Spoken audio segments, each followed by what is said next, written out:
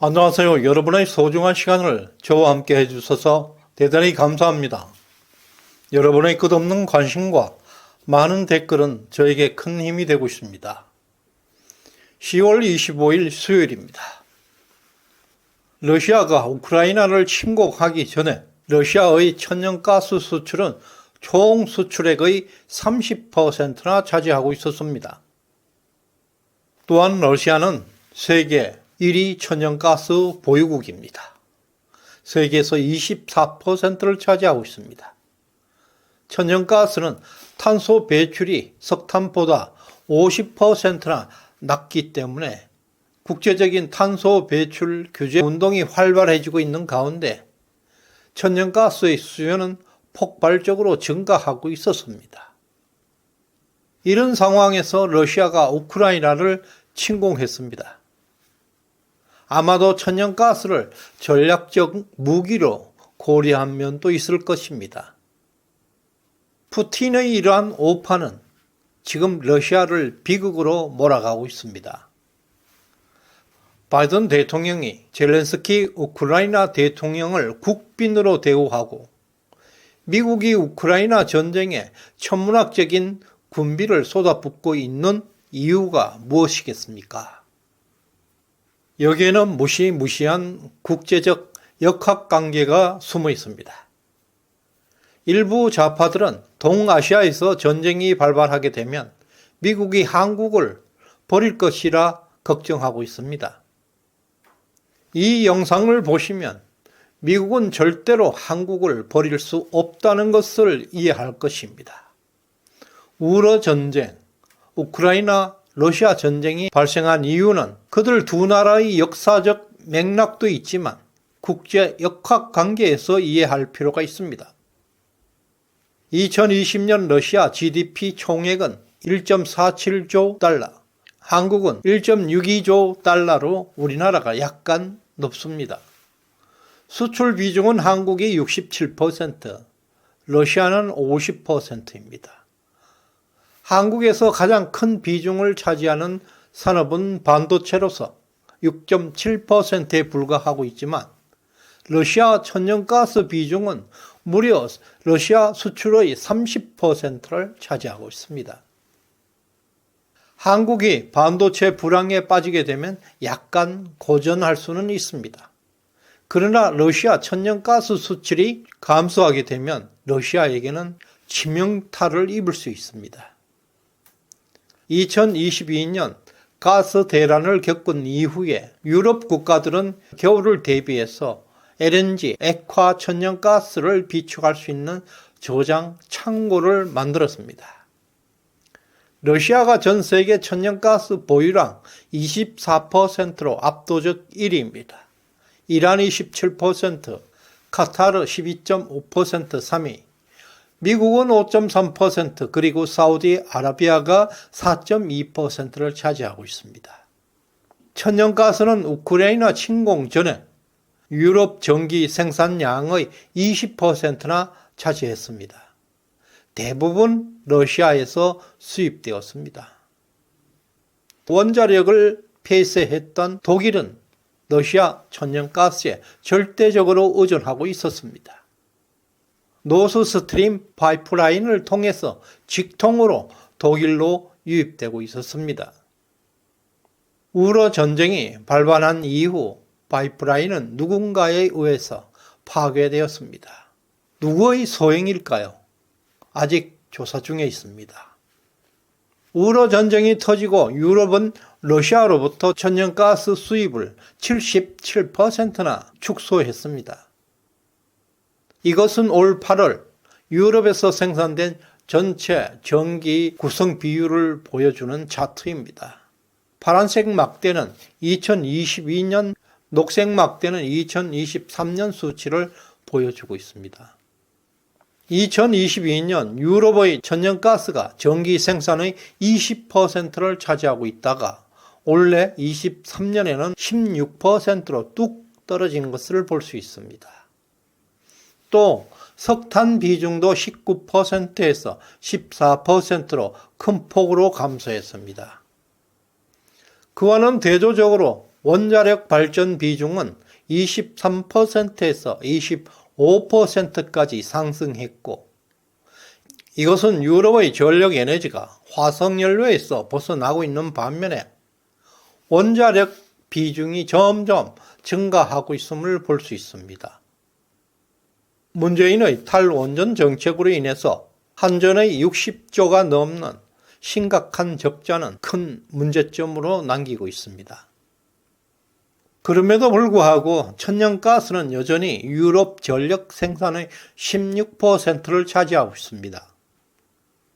그러나 이것은 유럽 국가들이 겨울을 대비해서 LNG 가스를 가득 채워놓고 있다는 것을 의미하고 있습니다.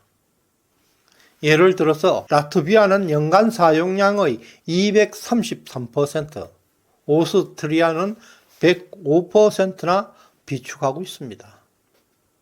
앞에서 보았듯이 러시아가 우크라이나를 침공한 이후에 유럽은 러시아로부터 천연가스 수입을 77%나 축소했습니다. 이것은 러시아에게 결코 작지 않는 치명적 타격을 주고 있습니다.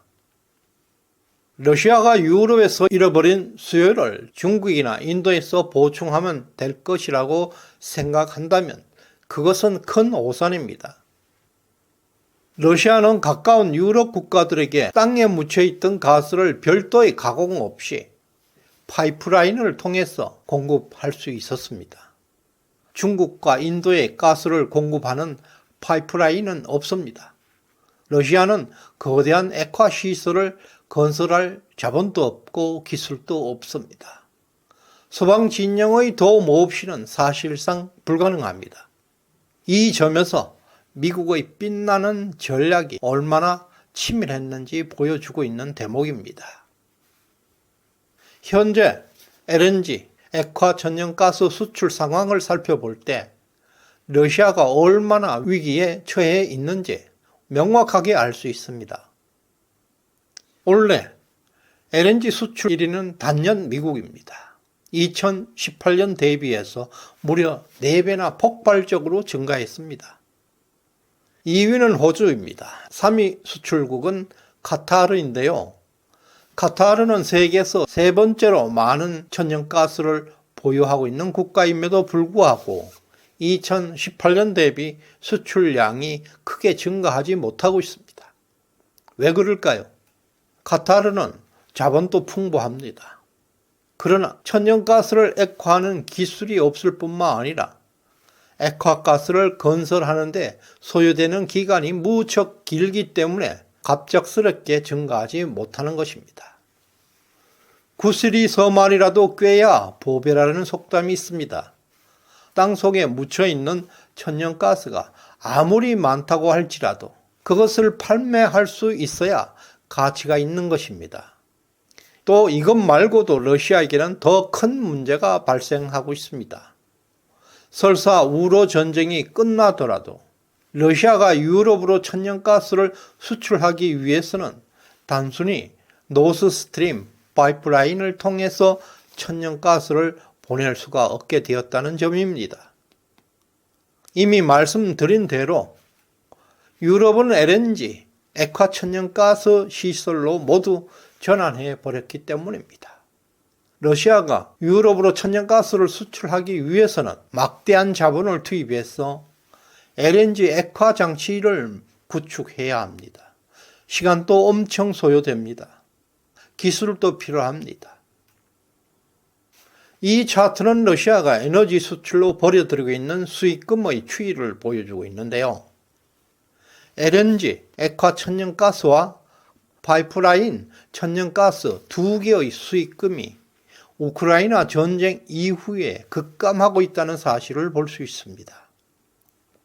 올 9월 데이터를 보게 될 때 러시아는 천연가스 판매로 4천만 유로, LNG 판매로 대략 5천만 유로, 하루에 9천만 유로의 수익금을 발생시켰습니다.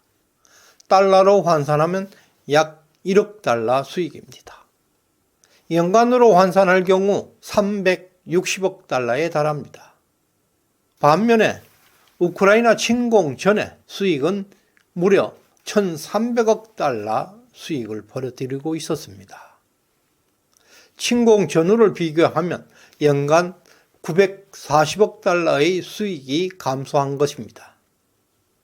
또 여기에 루블라 가치의 폭락률 38%를 고려하게 될 때 러시아는 천문학적인 손해를 지금 보고 있습니다.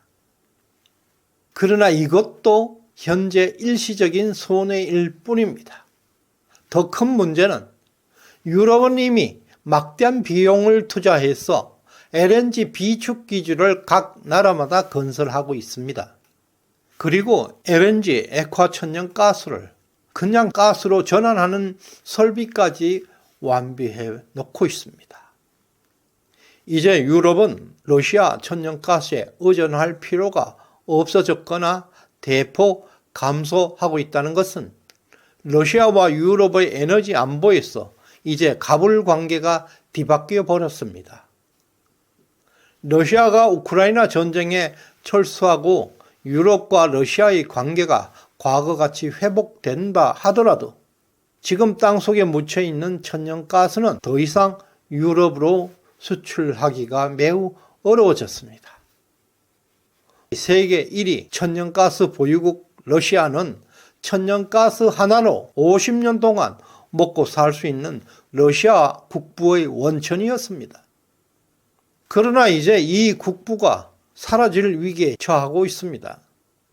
인도, 중국으로 수출하기 위해서 막대한 자본을 투입해서 액화 천연가스 건설 설비를 구축한다 하더라도 너무나 오랜 시간이 필요합니다. 또 기술도 서방에게 지원을 받아야 합니다.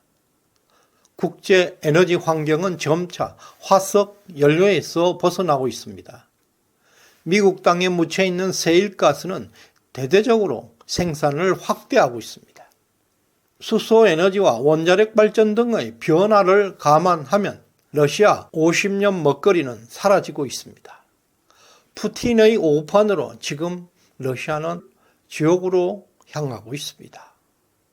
이번 영상에서 또 다른 핵심 메시지는 미국의 정교한 전략과 대한민국의 구분이 어떻게 연관되고 있는지 탐색하는 것도 재미있습니다. 바이든 대통령은 젤렌스키 대통령에게 국빈급 대우를 하면서 천문학적인 군비까지 부담하고 있습니다. 이것은 러시아의 두 가지 핵심 무기, 천연가스와 군사력을 약화시키는 목적도 있지만 미국의 세일가스는 러시아를 제치고 세계 시장을 지배하고 있다는 것입니다. 또 일각에서는 한미일 동맹이 있음에도 불구하고 동아시아에서 전쟁이 발발하면 미국은 한국을 버릴 것이라고 주장하고 있습니다. 만약 그런 상황이 온다면 한국이 가지고 있는 첨단 고급 기술들은 어디로 가겠습니까? 중국이나 미국의 적대국으로 이동하지 않을 것이라고 누가 확신할 수 있겠습니까? 4차 산업혁명 시대는 인공지능 같은 최첨단 기술이 세계를 주도하고 있습니다. 이러한 맥락에서 한미일 동맹은 기술을 중심으로 한 강력한 동맹입니다. 그러므로 미국이 한국을 절대 버릴 수 없습니다. 대한민국 최고의 무기는 첨단 기술이기 때문입니다. 오늘 후원해 주신 소리바람님, 김근원님 진심으로 감사드립니다. 끝까지 시청해 주셔서 고맙습니다.